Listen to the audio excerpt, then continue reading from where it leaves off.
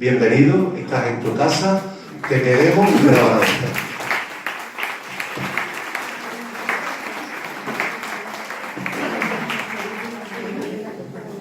Tuve la inmensa fortuna de poder asistir a la defensa de la tesis de Salva en la Gregoriana de Roma, y fue una gozada porque ese Jesucristo en el Concilio Vaticano II a mí me iluminó tanto y disfruté tantísimo esa tarde que realmente daba por bueno, y daba siempre por bueno, el poquillo de trabajo que hayas tenido, digamos, como profesor o como párroco, es decir, tenéis un párroco brillante en todos los aspectos de la mesa. Eso es un regalo que el Señor os ha hecho, y yo estoy encantado de venir aquí esta tarde porque yo soy una persona bastante irresponsable. Porque cuando todo el mundo venía a preguntarme, oye, en diciembre, cuando el obispo comunicó que iba a estar junto con Antonio, otro compañero, su hermano sacerdote, como a ser vicario general, me preguntó, oye, ¿estás preocupado? Y tal. No, yo no estoy preocupado, yo estoy hasta contento. Pero lo cual demuestra lo irresponsable que es uno. Pero sobre todo, digamos, pero no por nada, sino sencillamente porque yo entiendo, como entendéis vosotros, que cada tarea es un servicio. Y hoy hacemos una y mañana la que sea, y en una duramos más, en otra duramos menos, pero lo importante es aquello que el cardenal Spínola, que fue obispo de Málaga, pues le gustaba decir y que recogía del Evangelio. Es decir, no hay nada más hermoso que servir. Reinar es servir. Porque nosotros somos los seguidores de aquel que reina desde la cruz, ¿verdad? Bien, pues, sin más, comienzo con vosotros esta primera charla en este ambiente de la Cuaresma, que es una invitación a salirnos del camino. Mirad, el Papa Francisco no ha inventado nada. No ha inventado nada, lo único que ha hecho es coger el Evangelio y aplicarlo y concretarlo al hoy de la Iglesia. Es muy importante lo que hace. Pero fundamentalmente lo que ha hecho, y cuando dice que la Iglesia tiene que estar en salida, él no inventa nada. Está poniendo en práctica o ayudándonos a que vivamos esa parábola que conocéis seguro, que es la parábola del buen samaritano. ¿Qué hizo el samaritano? Pues lo que hizo fue salirse del camino y aproximarse, hacerse prójimo del que estaba apaleado fuera del camino, en la cuneta. Y sabéis que esa parábola Jesús la pone porque una gente muy preparada, muy estudiada, le hace a Jesús una pregunta. ¿Y quién es mi prójimo?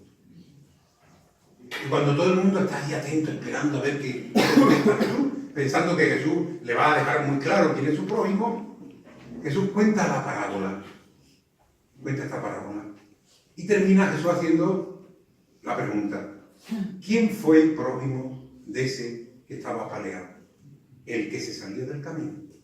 El que se puso en el camino del otro. Nosotros creo que estamos muy acostumbrados a transitar por nuestros caminos. Y no está mal. Pero evidentemente, y a veces estamos también bastante acostumbrados con una piedad profunda y sincera a preguntarnos ¿quién es mi prójimo? Pero Jesús llega y te dice, no, esa no es la pregunta. ¿Quién es el prójimo de todos esos que están ahí, alejados, maltratados, apaleados, fuera del camino? ¿Quiénes son los prójimos? Luego, ser prójimo supone una tarea. Es que yo tengo que salirme de mi camino y ponerme en el camino del otro. ¿Y sabe una cosa? Que cuando nos ponemos en el camino del otro con minúscula, nos encontramos con el otro con mayúscula. A veces nuestra experiencia de Dios se empobrece porque estamos aquí sentadillos cada uno esperando a ver si alguien me dice quién es mi prójimo. Pero no, hay que ponerse en salida. Y cuando el Papa nos invita a salir, no está haciendo ni más ni menos que contándonos la parábola, o de alguna manera poniéndonos a decir, oye, no, vamos a, como iglesia universal, como iglesia diocesana, como iglesia parroquial de la amargura, pues tenemos que ser una iglesia en salida. Una iglesia que deja de preguntarse quién es mi prójimo para hacerse prójima de tanto, que están ahí alejados y fuera y apaleados y hundidos y necesitados de que alguien vaya, les acoja, les abrace y les cure.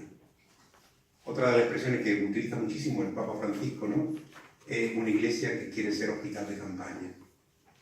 Los hospitales de campaña se hacen en el lugar donde está la guerra, donde están los heridos, donde está el problema. No se trata de a ver si vienen para acá y los arreglamos, sino ir nosotros para allá y poner allí. Y sabéis, en tercer lugar, que él dice algo que también que es muy interesante y muy importante y que también lo tenemos que practicar mucho. Prefiero las personas que piden perdón a las que piden permiso.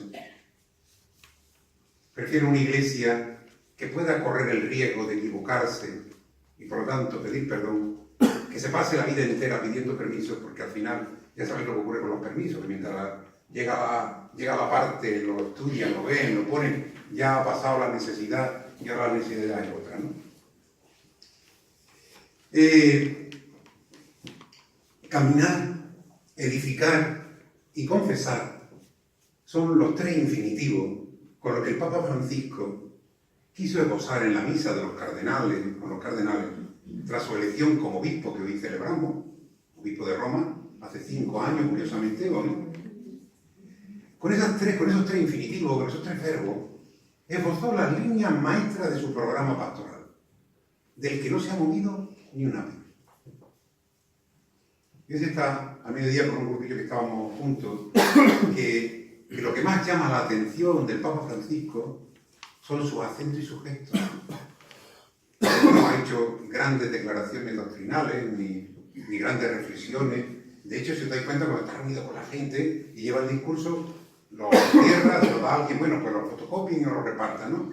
Y empiezan a interactuar con las personas y a subrayar justamente lo que a él más le preocupa. Y lo que más le preocupa a él son estos tres verbos que comparto con vosotros, que son los verbos con los que él comenzó en esa misa de la elección, esa que hacen inmediatamente después de ser elegido Papa, ¿verdad? Tres infinitivos cargados de evangelio y de tradición. Tres infinitivos muy presentes en la historia de la salvación. Tres infinitivos que resumen sin duda el alcance de nuestra misión como diócesis y como parroquia. Caminar, peregrinar, salir, romper con la rutina, no pararse ni mucho menos acomodarse, jamás instalarse. Eso que hemos venido a llamar, siguiéndole a él, iglesia en salida. A Pablo le encantaba llamarnos a los cristianos homo viator, peregrino. Y hay una gran diferencia entre el nómada y el peregrino. Coinciden en que nómadas y peregrinos caminamos, pero la diferencia es el motivo y la meta en el caminar. Mientras que el nómada va de acá para allá, sin tener muy claro dónde termina su andadura y su peregrinaje, nosotros, los bautizados, como peregrinos, como homo viator, sabemos que nuestra meta es el corazón de Dios. Desde que un día de ese corazón partimos y a ese corazón volvemos. Peregrinos, caminantes, probablemente en este momento histórico, por caminos poco o menos transitados hasta ahora.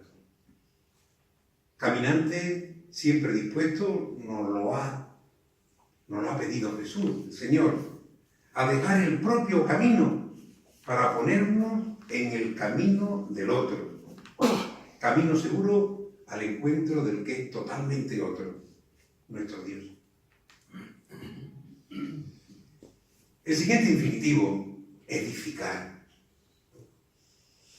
Pedro y Pablo nos recuerdan en sus cartas que somos piedra y constructores de un templo hecho no de piedras.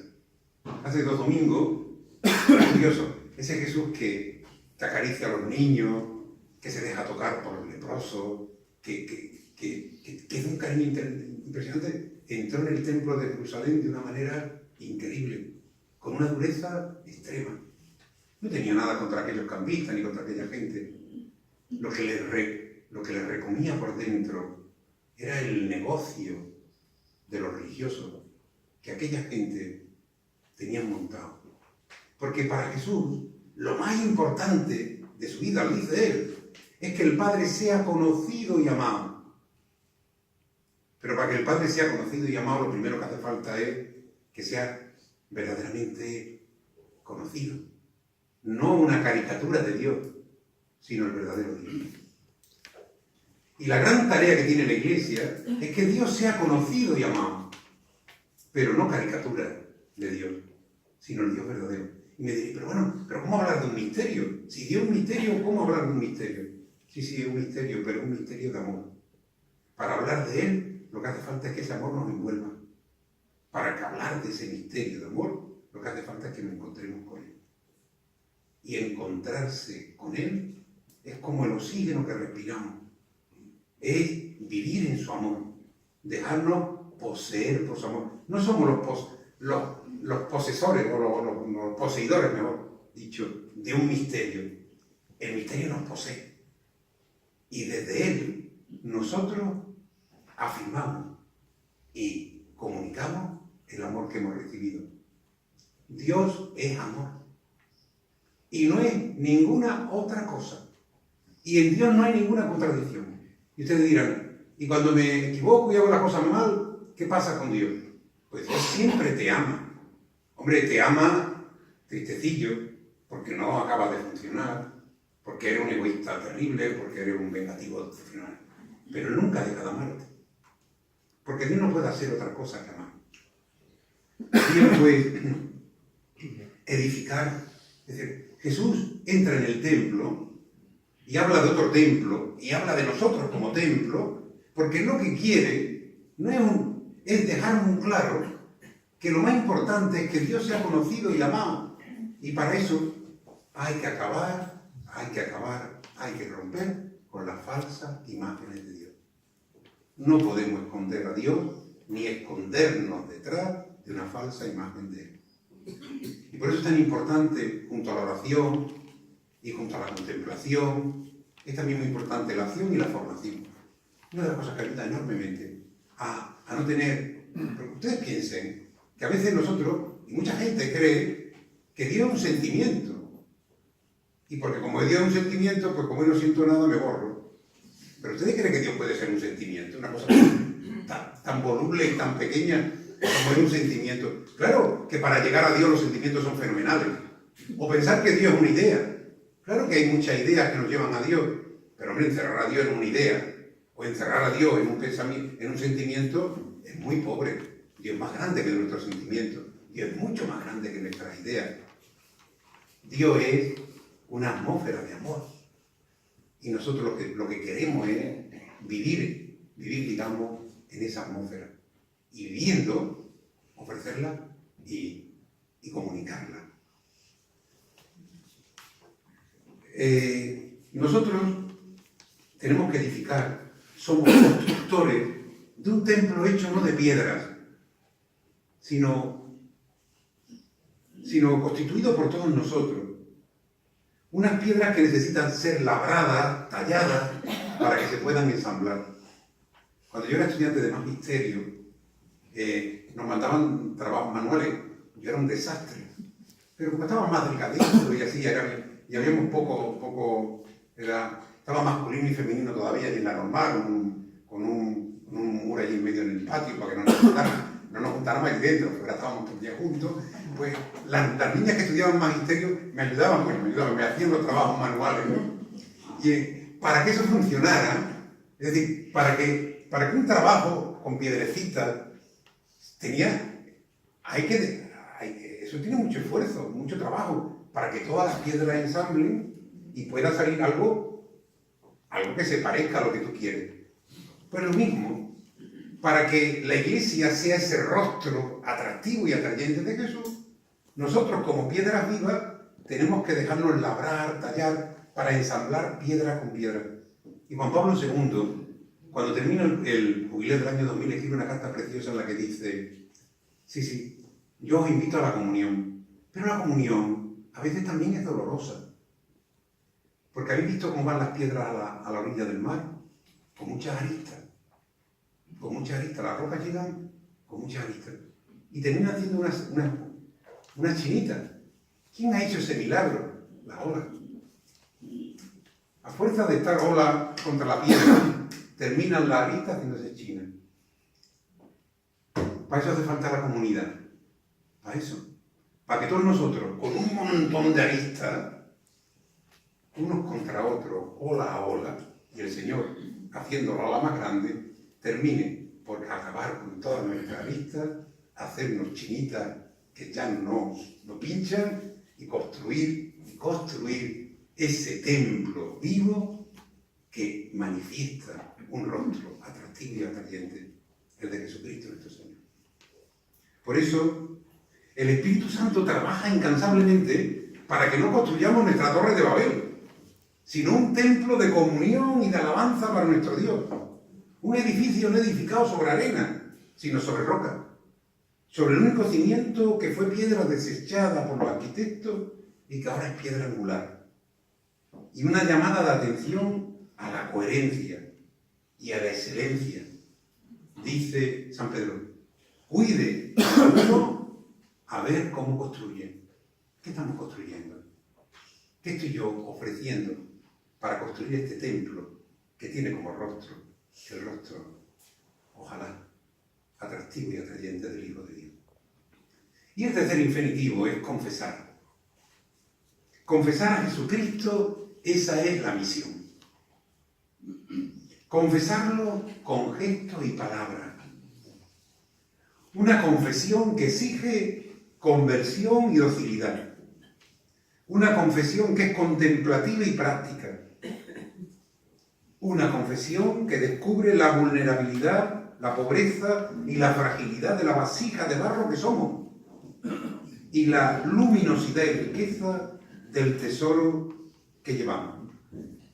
No nos empeñemos, no gastemos ni un minuto en vender la vasija de barro, que nadie nos la va a comprar. Porque esa manía de estar hablando todo el día de la vasija, es que yo. Muy bien. ¿Por qué no hablo un poquillo del Dios que habita en ti? Del Hijo de Dios, que cuando lo miras en la cruz te dice como Pablo, o dices tú como Pablo: me amó y se entregó por mí. No hablemos más de la vasija, hablemos del tesoro luminoso y luciente que está en la vasija. No anunciemos, por tanto, la vasija, anunciemos a Jesucristo. Y suenan hoy con recurrente actualidad, como si fueran de hoy mismo, el grito del apóstol Pablo. Pero ¿cómo van a conocer al Señor si no hay quien lo anuncie? ¿Y cómo lo van a anunciar si no lo conocen? Compartiré estos minutos con vosotros, también como aprendiz, porque aquí estamos aprendiendo todos, como aprendiz de este taller de reflexión para la misión que habéis querido, o que queréis que se conviertan estas 3 charlas cuaresmales, que dicho sea de paso, hay que tener valor. Yo vengo aquí como Juan el Bautista, el precursor, porque el día 3 viene un cardenal de la Santa Romana Iglesia a cerrar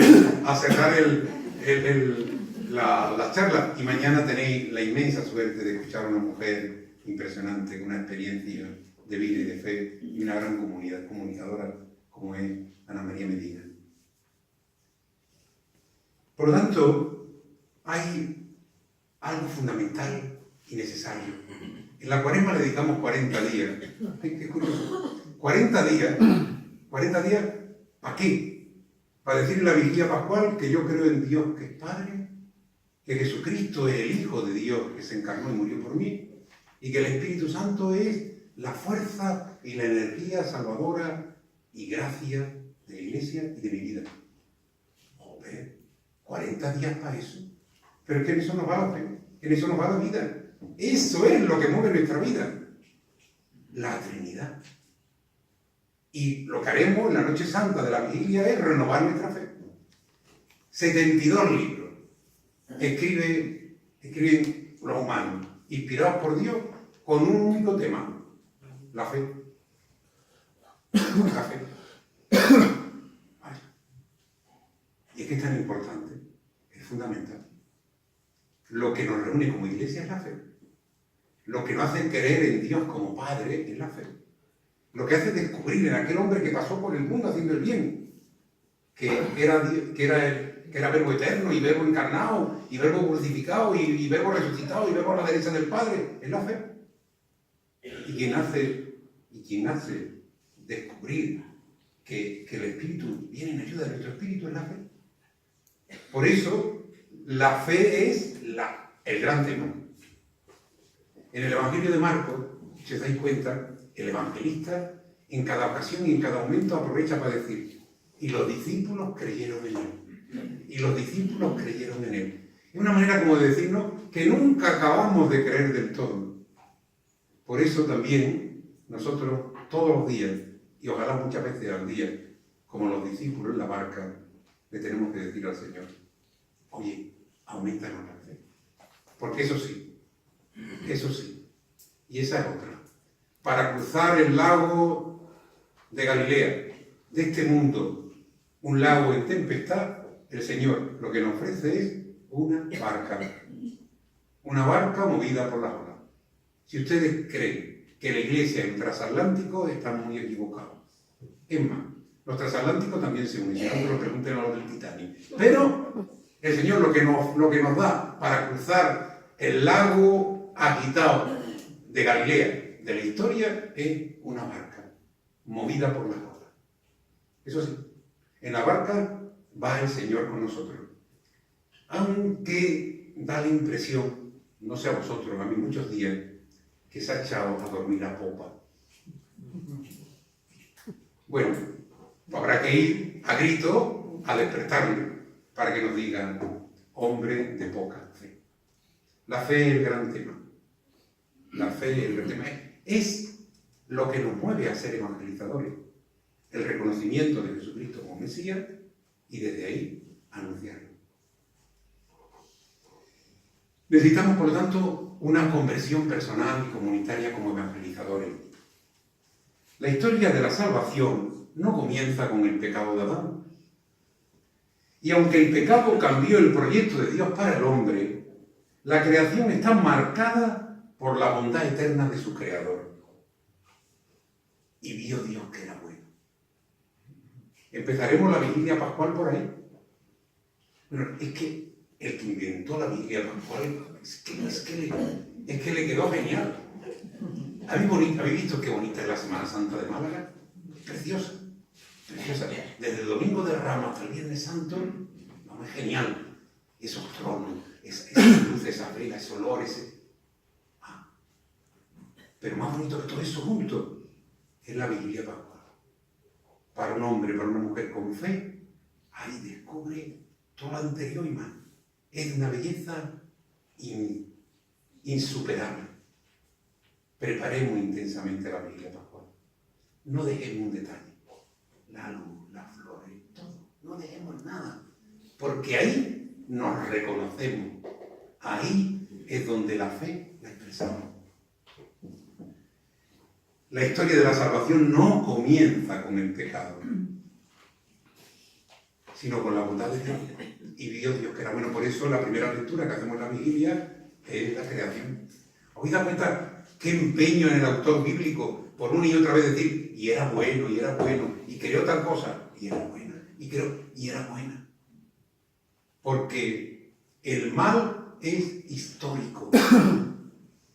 No hay un Dios que hace cosas buenas y otro que hace cosas malas. El mal es histórico. Real, Real. El mal existe. Y el que diga que no, tiene que ir a graduarse la gafa y el oído y el corazón. Y no solo por los últimos acontecimientos, todos los días hay miles y miles de acontecimientos que nos manifiestan la capacidad que tiene el hombre para hacer el mal. Igual que hay miles y millones de gestos que nos demuestran las infinitas posibilidades de bondad y de bien. pero hay cuidado. O estamos en permanente actitud de conversión, nosotros también podemos hacer cosas peores que los mismos diablos. No penséis que somos mejores que los que meten la pata y hacen cosas terribles. Como nos debemos llevar, como el Señor nos haga extra, como de verdad, no hay una comunidad que como a Moisés, cuando los brazos por el cansancio se nos bajan, nos los alarguen y nos sostengan, nosotros también podemos meternos, digamos, también ahí, en ese boquete del mal, y hacer cosas peores que los mismos demonios. Sí, también a ese y a esa Dios lo quiere. También. Qué Dios más desproporcionado, ¿verdad? Qué Dios más increíble. Qué Dios más poco convencional. Pues es nuestro Dios. Ese es nuestro Dios. Si fuera sido director de un colegio, lo echan. Sí. Porque tenía 100 ovejas. Y una no llegó a la clase. Dejó las 99 en clase, sin cuidadora. Y se fue a buscar la perdida. Lo hubieran echado del colegio, ¿verdad que sí? Seguro. Contra lo que tenemos hoy montado, vamos. Pero es que Dios es así. Es desproporcionado. Pero es que es más todavía. Imaginaros la que dio la señora que había perdido la moneda y el que había perdido la oveja. Cuando la encontraron, organizaron una fiesta tan impresionante que seguro gastaron más que la oveja y lo que la moneda valía. Este está hablando, ahí no estamos hablando de moneda ni de oveja, ahí estamos hablando del amor de Dios, de ese Dios desproporcionado. Sí, que increíble. Por eso cuesta tanto trabajo creer. Es que dice, es que a mí me cuesta mucho trabajo creer, digo, anda. Si yo digo, aquí está Salvador, aquí no hay que hacer ningún acto de fe. No, claro que es que no es un Dios ni dominable ni sometible. No es un Dios de plastilina. Es el Dios vulnerable, sí, como ahora veremos. Pero es ese Dios desproporcionado, ese Dios misericordioso, ese Dios genial, que no se deja someter. Y que curiosamente, cuando nos queremos escapar, incluso piadosamente, no tolera esa piadosería. ¿Habéis visto esa también, esa genial? Están los apóstoles en el descampado, hay un montón de gente, ¿no? Y, Señor, mándanos a casa, que mira, que vaya que se mareen por el camino, qué sentimientos más geniales, ¿no? Le dice Jesús, dadle vosotros de comer. Pero ¿cómo, Señor? ¿Cómo le vamos a dar nosotros de comer a toda esta multitud? Dadle. Y el Señor nos enseña que cuando somos capaces de compartir, Él hace el milagro de multiplicar. Pero claro, primero hace falta poner en práctica el compartir para que Dios haga el milagro de multiplicar. ¿Sí? Por eso fundamos la Cáritas. Vio Dios que era bueno. El mal es histórico y eso también es una gran noticia. No que el mal sea una gran noticia, sino que el mal es vencible. Y esto es otra de las cosas que nosotros tenemos que anunciar. No somos agoreros, no somos profetas de calamidades. Claro que existe el mal. Mira, el ser cristiano no ha puesto equidistante, si queréis, o a distancia de ser unos optimistas frívolos, pero también de unos pesimistas existenciales. De esas dos cosas hay que huir. Hay que huir, digamos, del fuego y de la inundación provocada por los bomberos. Es decir, las dos cosas no se pueden necesitar. Un cristiano es una persona que tiene un realismo impresionante, pero un realismo en la línea de la bondad de Dios. El mal es vencible y Cristo lo ha vencido. Feliz culpa, dirá el diácono, que ahora ya que está ensayando ya la evangélica. Feliz culpa que nos dio tal Redentor. El autor de la Angélica, del pregón pascual, da por bueno, hasta el mal, no el de los demás, el suyo propio, por el regalo tan inmenso de un Redentor tan impresionante.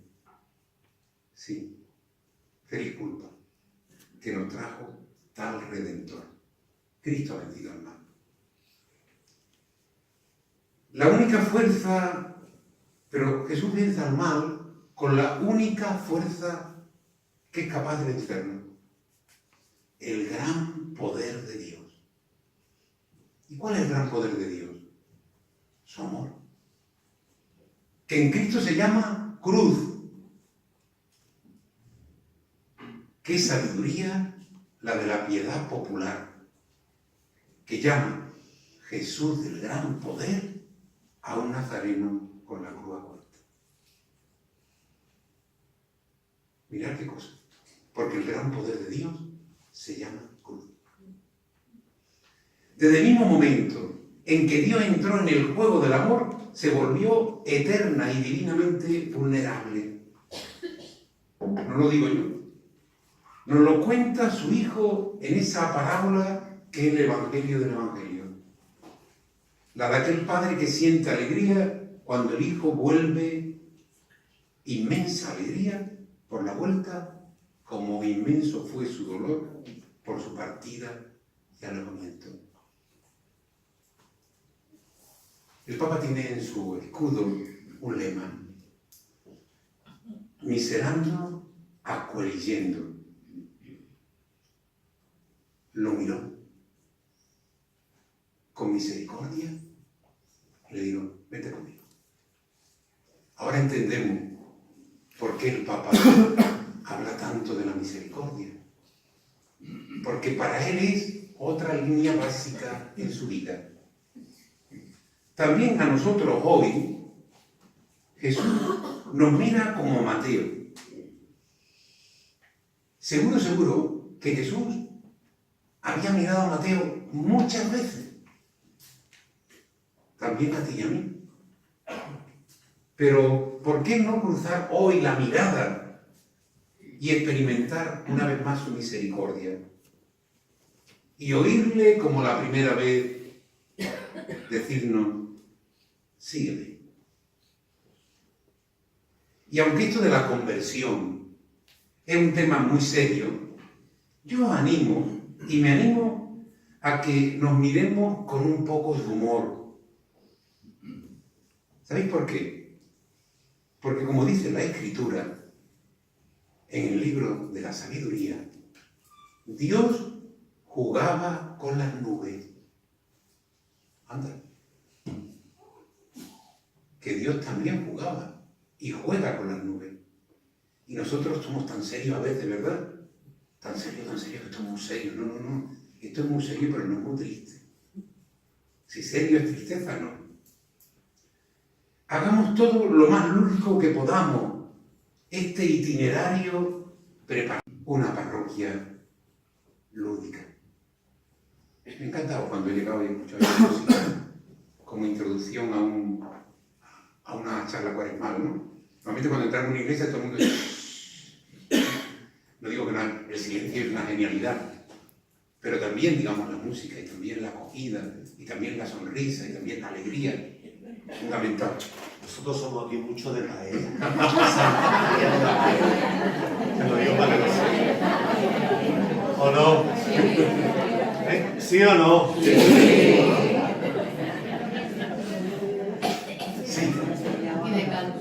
Hagamos este itinerario preparatorio para la misión misma. Y al fin, a la postre, anunciamos a aquel que nos ha prometido plenitud de alegría, aunque con persecución. Hay una oración que os invito a rezar con Santo Tomás Moro. La oración para no perder el humor. Señor, dame salud del cuerpo y con ella el sentido común necesario para conservarla lo mejor posible. Dame un alma santa, Señor, que mantenga ante mis ojos todo lo que es bueno y puro, para que a la vista del pecado no se turbe, sino que sepa encontrar los medios para poner en orden todas las cosas. Dame un alma ajena a la tristeza, que no conozca refunfuños, ni suspiros, ni lamentos, y no permita que esta cosa que se llama yo, y que siempre tiende a dilatarse, me preocupe demasiado. Dame, Señor, sentido del humor. Dame la gracia de comprender una broma, para lograr un poco de felicidad y saber regalarla a los demás. En tu palabra podemos. Es la respuesta de los apóstoles a la invitación del Señor a continuar trabajando en el mar de Galilea después de una larga noche donde la pesca fue para ellos tremendamente infructuosa.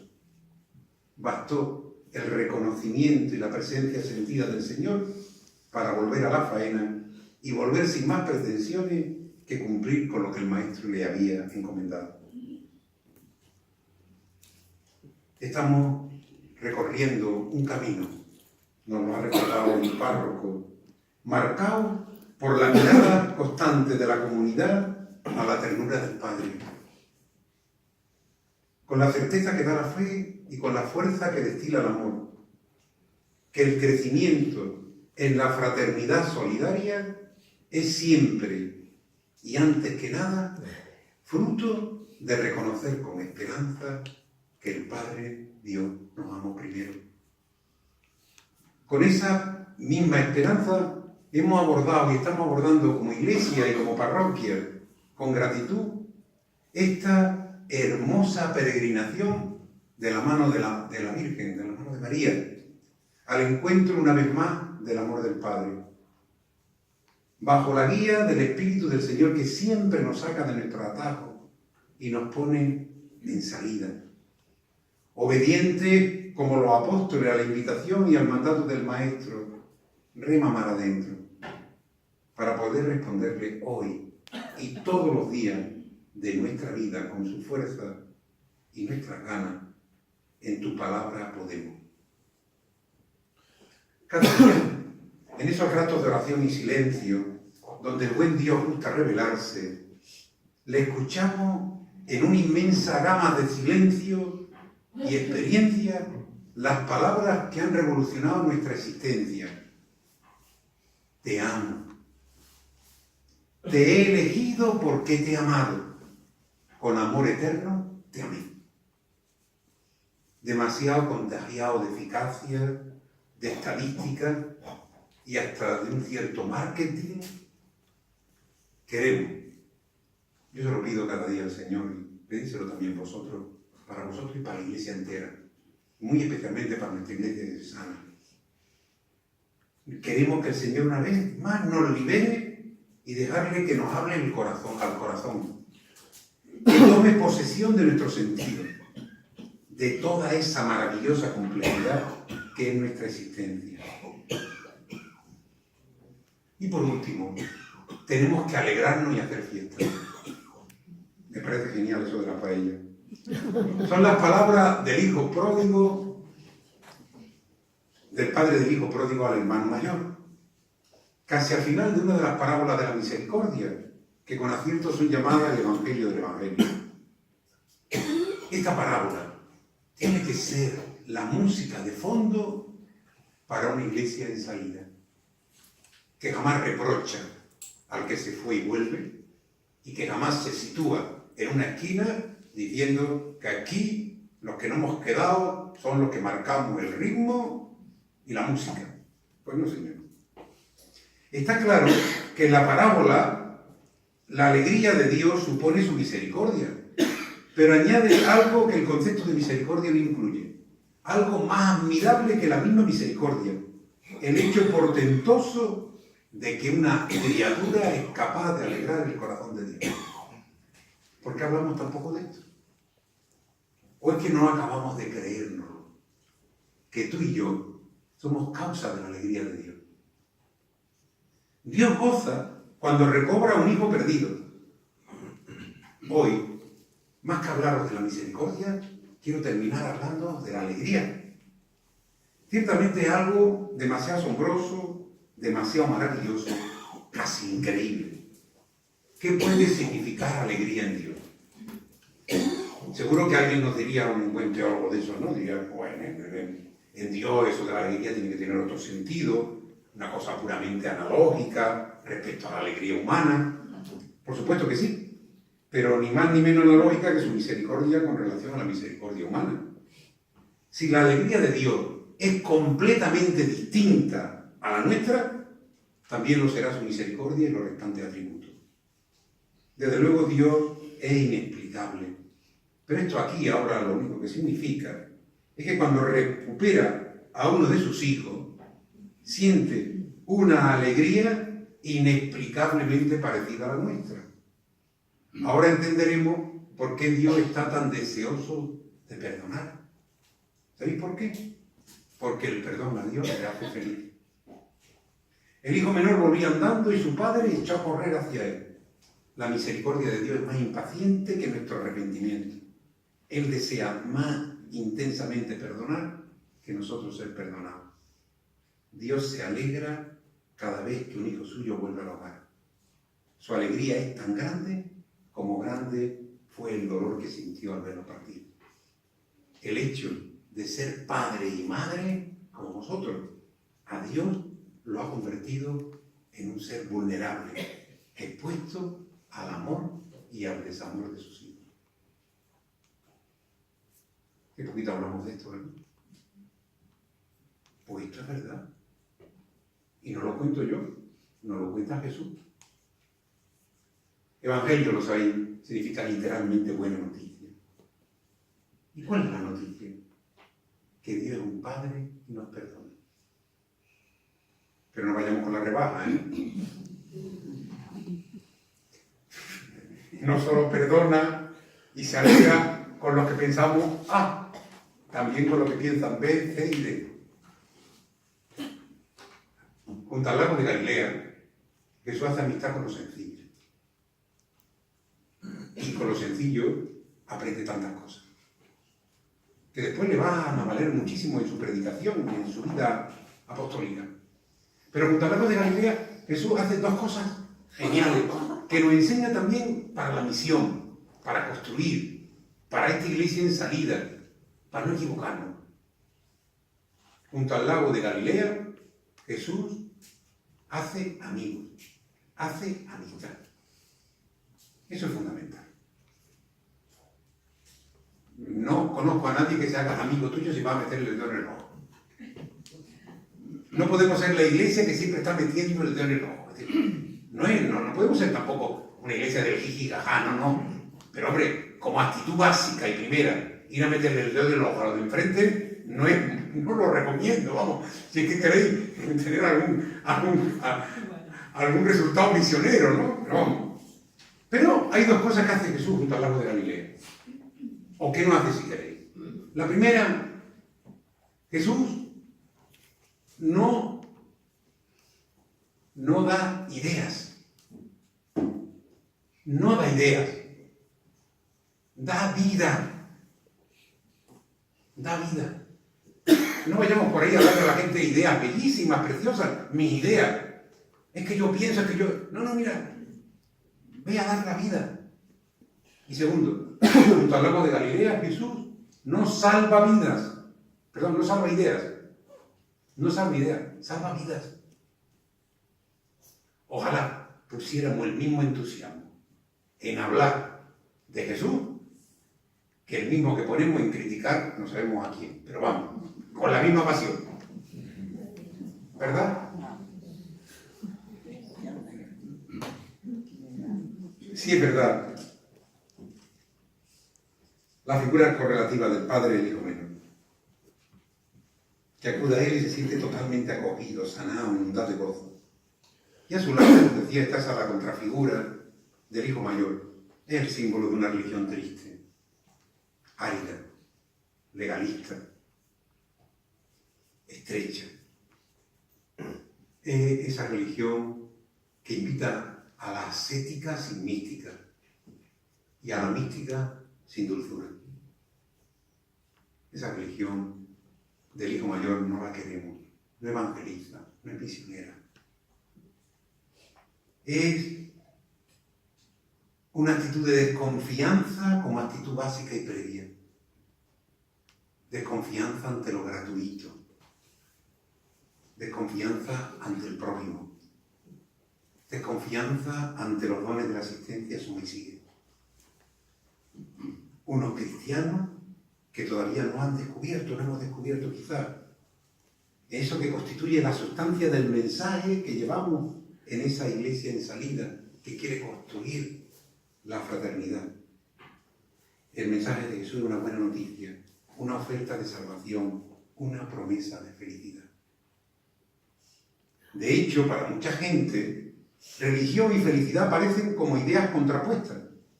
Todo lo que me gusta o engorda o es pecado, dice la gente. La religión reducida a moral, y esta a una suma de prohibiciones. Es cierto que la felicidad ofrecida por Jesús no coincide necesariamente con la satisfacción de nuestros deseos. En realidad, Él empezó el anuncio evangélico exhortándonos a cambiar de deseo convertido. Pero ¿dónde hemos metido a veces ese mensaje suyo, esa espléndida noticia, que a veces la sepultamos bajo un cúmulo de advertencias, condiciones, cautelas, restricciones, etcétera, etcétera? ¿Por qué muchos evangelizadores, muchos apóstoles de la buena noticia, demostramos más elocuencia cuando nos dirigimos a los oyentes como desterrados en este valle de lágrimas que como destinados a una vida bienaventurada? Más convincente cuando tratamos sobre las desdichas del pecado que cuando hablamos de la alegría del perdón. ¿Por qué? Lo cierto es que a veces nos mostramos más convincentes en nuestras reflexiones sobre las miserias de la vida y a veces más convencidos. ¿Por qué esa tibieza en comentar la buena noticia? ¿Por qué ese poder de persuasión tan exiguo? Esa debilidad escasa, esa fuerza afirmativa. Os dejo la alegría, os doy mi alegría. Es una traducción fiel, aunque libre del texto auténtico de Juan. Desde luego no podemos ocultar las palabras que vienen a continuación. Os doy mi alegría no la que da el mundo, la que da el mundo en cuanto opuesta a la que da Jesús, una alegría infundada y en definitiva falsa. Pero esa alegría otorgada por Jesús ha de tener la suficiente semejanza con lo que nosotros llamamos alegría para que se le pueda adjudicar esta palabra. No debe confundirse con la alegría que da el mundo, pero tampoco con esa otra que nos proponen los sucesores del Hijo Mayor, desmentida por su propia actitud. Es una felicidad, una alegría superior, pero real, profunda, pero perceptible, difícil, pero asequible, divina, pero también humana. Es una felicidad futura, pero también actual. ¿Cómo cantar himnos de Sion en tierra extranjera? Nos decía el Salmo el domingo pasado. ¿Cómo demostrar alegría en este mundo hostil, corrompido, donde existe tanta injusticia, tanto sufrimiento, tanta iniquidad? Junto a los ríos de Babilonia han colgado la cítara y se han negado a cantar. A veces también esta alegría viene objetada de razones muy legítimas y poderosas. Personas que han hecho de su fe un mandamiento básico de solidaridad con todos los seres que sufren, agobiado por esa mole omnipresente y persistente del dolor. ¿Cómo cantar si el aire está saturado de gemidos, de lamento y de protesta? ¿Con qué derecho? Citaré dos frases de Camilo. No hay por qué avergonzarse de ser feliz, habría que avergonzarse de ser feliz a solas. Precisamente esa misma solidaridad que obliga a compartir el sufrimiento de los demás debería impulsar a repartir entre ellos la propia dicha. Habría que avergonzarse de no hacerlo, pero antes tendríamos que avergonzarnos de no tener tal dicha, de no sentir la alegría que a pesar de todo es esencial a una vida inspirada por el Evangelio. Tres son, por consiguiente, las obligaciones que nos incumben. De verdad que ya estoy terminando.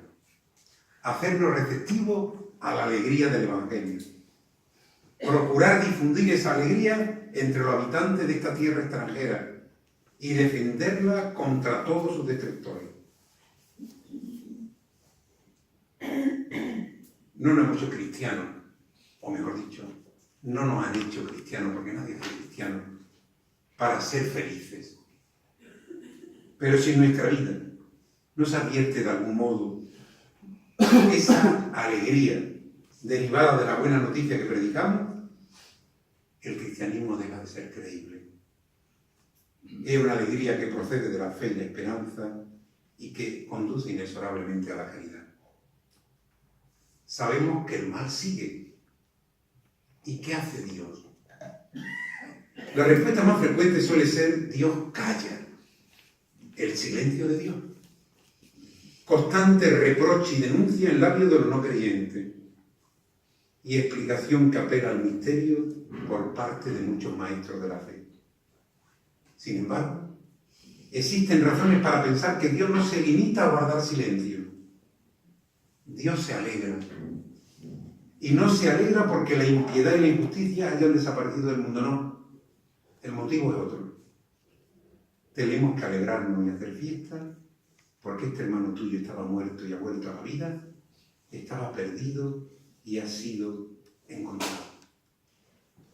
Dios, como misionero, nos invita a participar de su alegría. Es preciso atender esa invitación. Invitación generosa, pero también no se os olvide, súplica apremiante, súplica de un Dios que es capaz de sentir alegría a causa del hombre y a la vez parece incapaz de vivirla a solas, pues necesita compartirla y hacerla extensiva a sus hijos.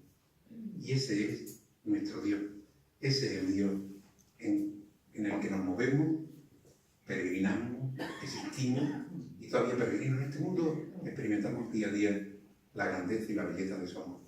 Ojalá esa alegría nos inunde en este camino de salida que como parroquia y como iglesia estamos intentando hacer. Amén.